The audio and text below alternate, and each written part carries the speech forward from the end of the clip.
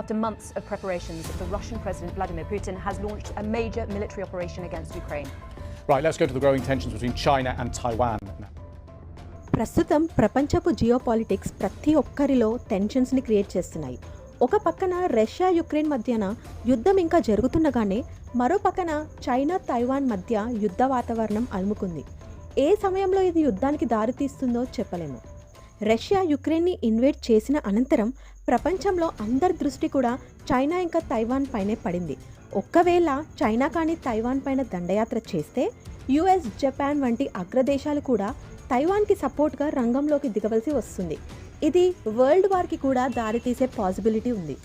China ఇంకా US రెండు కూడా న్యూక్లియర్ పవర్ దేశాలు, అలాగే ప్రపంచంలోనే మిలిటరీ వైజ్గా కూడా చాలా పవర్ఫుల్ దేశాలు.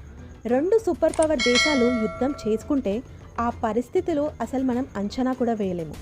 ఇంకా చైనా యుఎస్ రెండు కూడా చాలా స్వార్థపూరికంగా ఆలోచించే దేశాలే. వాళ్ళకి ప్రాఫిట్ ఉంది అంటే ఎటువంటి పరిణామాలని కూడా లెక్క చేయకుండా అవసరాన్ని బట్టి రాజకీయాలు నడిపిస్తారు. రెండింటికి రెండు నెంబర్ 1 ఉండడానికి ఏమైనా చేస్తాయి. ఎన్ని చిన్న కంట్రీస్ని అయినా బలి చేయడానికి వెనకాడవు. తైవాన్ చైనాకి కేవలం 130 కిలోమీటర్స్ దూరంలోనే ఉంటుంది. రెండు కూడా నేబరింగ్ దేశాలే, కానీ వీటిని సముద్రం వేరు చేస్తుంది. 1995 to 1996 సమయంలో యుఎస్ తైవాన్ సీనియర్ లీడర్కి వీసా గ్రాంట్ చేయడంతో కోపగించుకున్న చైనా తైవాన్కి దగ్గరలో మిలిటరీ ఎక్సర్సైజ్ని చేయగా తైవాన్కి సపోర్ట్గా యుఎస్ కూడా మిలిటరీ ఎక్సర్సైజ్ని నిర్వహించింది. దీనితో చైనా వెనకంజ వేయాల్సి వచ్చింది.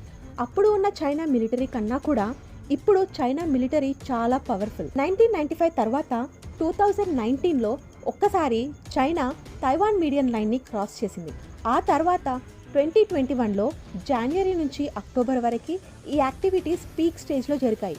ఎలా అంటే mostly every single day median లైన్ని క్రాస్ చేసింది చైనా. 1995లో లాగానే 2021లో కూడా యుఎస్ తైవాన్కి సపోర్ట్గా మిజైల్ డెస్ట్రాయర్స్ని పంపించింది. కానీ ఈసారి చైనా వెనకంజ వేయకుండా ముందు కన్నా కూడా మరి ఎక్కువగా ఫ్లైఓవర్స్ జరిపింది. అంటే ఇండైరెక్ట్గా చైనా యుఎస్ని ఇన్వాల్వ్ అవ్వద్దు అని వార్నింగ్ ఇచ్చింది అనుకోవచ్చు. అంతేకాకుండా చైనా తైవాన్ విషయంలో ఎంత ఖచ్చితంగా ఉందో కూడా మనం ఇక్కడ అర్థం చేసుకోవచ్చు.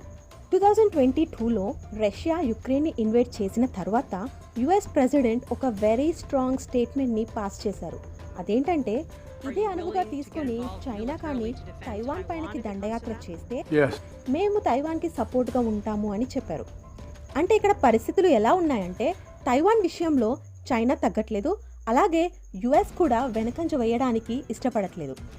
ఈ మధ్యకాలంలో అంటే మిడ్ జూలై నుండి కూడా చైనా మరి ఎక్కువగా మిలిటరీ యాక్టివిటీస్ని తైవాన్కి దగ్గరలో నిర్వహిస్తుంది. ఈ క్రమంలోనే యుఎస్ హౌస్ స్పీకర్ అయిన నాన్సీ పెలోసి చైనా తనని తైవాన్ రావద్దని ఎంత వార్నింగ్ ఇచ్చినా కూడా లెక్క చేయకుండా ఆమె తైవాన్లో పర్యటించారు. దీనికి ఆగ్రహించిన డ్రాగన్ కంట్రీ తైవాన్కి పనిష్మెంట్గా 4 రోజుల పాటు విపరీతంగా మిలిటరీ డ్రిల్స్ని చేయడానికి తైవాన్ చుట్టూ ఉన్న వాటర్స్లో ఒక 6 జోన్స్ని ఐడెంటిఫై చేసి 9 బాలిస్టిక్ మిజైల్స్ని లాంచ్ చేసింది. అందులో 5 జపాన్ ఎక్స్క్లూజివ్ ఎకనామిక్ జోన్లో పడడంతో జపాన్ డిఫెన్స్ మినిస్టర్ కూడా డ్రిల్ని వ్యతిరేకించారు. ఇప్పుడైతే ఈ యుద్ధ పరిస్థితులన్నిటికీ ముఖ్య కారణం వన్ చైనా ప్రిన్సిపల్ అని చెప్పొచ్చు. ఈ ప్రిన్సిపల్ యొక్క ముఖ్య ఉద్దేశం ఏంటంటే తైవాన్ని చైనాలో రీయూనిఫై అంటే పునరేరీకరణ చేసుకోవాలి.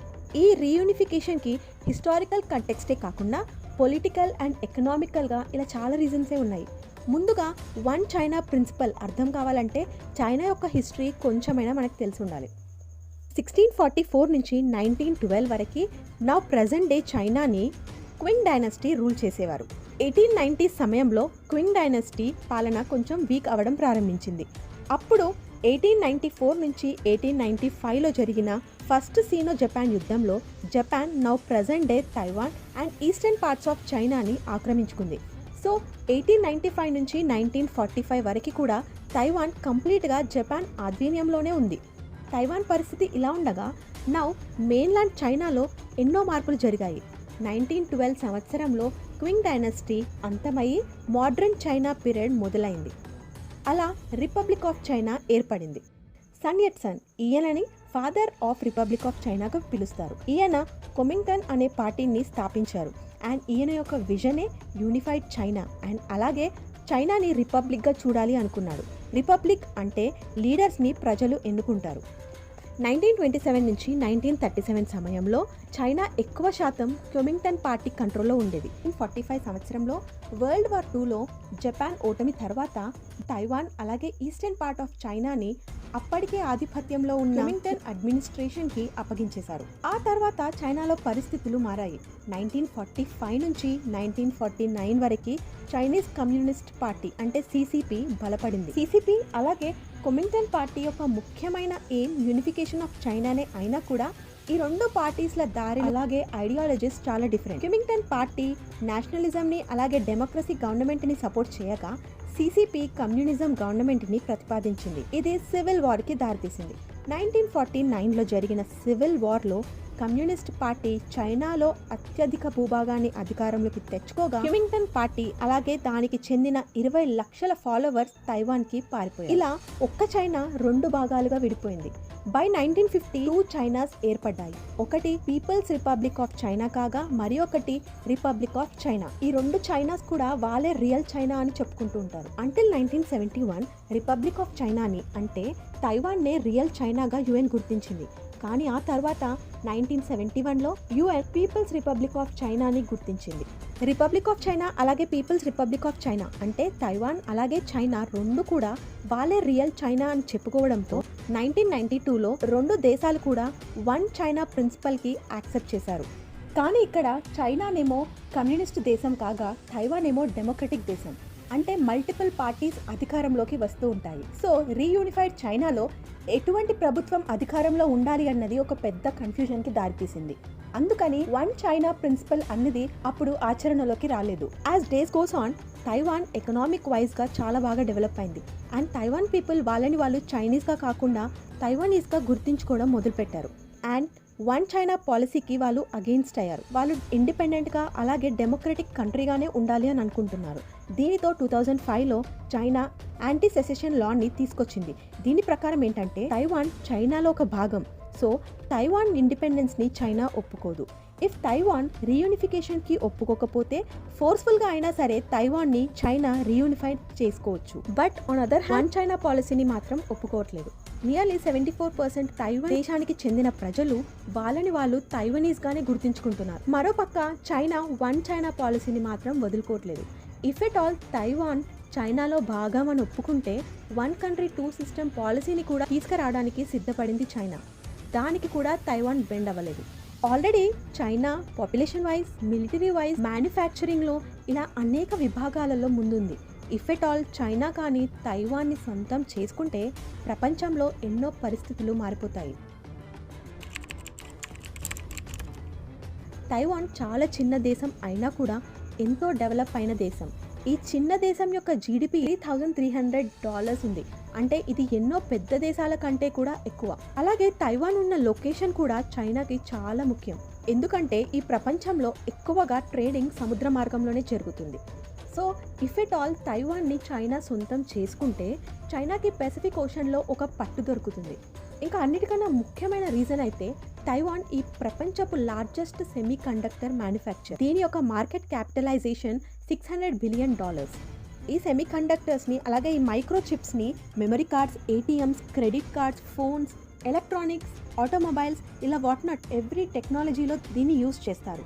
ఇప్పటికే మ్యానుఫ్యాక్చరింగ్ ఇండస్ట్రీలో చైనా దూసుకెళ్తుంది. 2020 సంవత్సరంలో వరల్డ్స్ టాప్ హైటెక్ మ్యానుఫ్యాక్చరర్గా చైనా నిలిచింది. ఏ వస్తువు చూసినా మేడ్ ఇన్ చైనా ఉంటాయి. జస్ట్ ఇమాజిన్ ఇలా సెమీ కండక్టర్ ఇండస్ట్రీ కూడా చైనా కంట్రోల్లోకి వెళ్ళిపోతే ఇంకా ప్రపంచ పరిస్థితి ఎలా ఉంటుందో. ఇంకా అలాగే రానున్న రోజుల్లో ఆర్టిఫిషియల్ ఇంటెలిజెన్స్కి ఎంత ప్రాధాన్యత ఉంటుందో సపరేట్గా చెప్పనక్కర్లేదు. హ్యూమన్ ఇంటెలిజెన్స్ని కూడా దాటి ఆర్టిఫిషియల్ ఇంటెలిజెన్స్ పనిచేస్తుంది. రానున్న రోజుల్లో ఎవరి దగ్గర అయితే ఆర్టిఫిషియల్ ఇంటెలిజెన్స్ టెక్నాలజీ ఎక్కువగా ఉంటుంది వాళ్ళే ఈ ప్రపంచాన్ని ఏలవచ్చు కూడా. అలాంటి ఆర్టిఫిషియల్ ఇంటెలిజెన్స్కి తైవాన్ టాప్ డెస్టినేషన్ అవ్వబోతుంది. Global players like Google, IBM, Microsoft ఇలా టాప్ కంపెనీస్ అన్ని కూడా తైవాన్లో ఆర్టిఫిషియల్ ఇంటెలిజెన్స్ R&D సెంటర్ని డెవలప్ చేసే ఉద్దేశం ఉన్నట్టుగా చెప్పారు. తైవాన్ గవర్నమెంట్ ఆర్టిఫిషియల్ ఇండస్ట్రీని ఇంకా డెవలప్ చేయడానికి ఆర్టిఫిషియల్ ఇంటెలిజెన్స్ హబ్ని కూడా స్టార్ట్ చేసింది. అందుకని ఎట్టి పరిస్థితుల్లో చైనా మాత్రం తైవాన్ వదులుకోవడానికి అస్సలు ఇష్టపడదు. అండ్ అలాగే వేరే ప్రపంచ దేశాలు కూడా చైనా నుంచి తైవాన్ని కాపాడడానికి ఇదే మొత్తంలో ప్రయత్నాలు కూడా చేస్తాయి. తైవాన్కి ఇన్ని అర్హతలు ఉన్నా కూడా ఈ ప్రపంచంలో అయితే రికగ్నిషన్ లేదు. తైవాన్ అండ్ చైనా బోత్ కూడా ఏ సమయంలో యుద్ధం వచ్చినా ఎదుర్కోవడానికి వారి వారి మిలిటరీస్ని బలపరుచుకుంటున్నాయి. ఈ పరిణామాలన్నీ వారికి దారి తీస్తాయో లేదో అన్నది మాత్రం కాలమే నిర్ణయించాలి. కానీ చైనా మాత్రం 2049 సంవత్సరం వరకు ఎలాగైనా తైవాన్ని చైనాతో రీయూనిఫై చేయాలని టార్గెట్ పెట్టుకుంది. ఎందుకంటే 2049లో చైనా కమ్యూనిస్ట్ రెవల్యూషన్ యొక్క 100th యానివర్సరీని సెలబ్రేట్ చేసుకోబోతుంది. ఈ పరిస్థితులన్నీ కూడా వారికి దారి తీస్తే తైవాన్ అలాగే చైనా మధ్యనే యుద్ధమే కాకుండా ఇండైరెక్ట్గా యుఎస్ అలాగే చైనా మధ్యన కూడా యుద్ధం జరుగుతుంది. So US side support countries అలాగే చైనా సైడ్ సపోర్ట్ కంట్రీస్ కూడా యుద్ధంలో పాల్గొనాల్సి వస్తుంది. ఇలా ప్రపంచం మొత్తం కూడా యుద్ధంలో ఉంటుంది. ఇదే వరల్డ్ వార్ 3కి దారితీసే అవకాశం చాలా ఎక్కువగా ఉంది.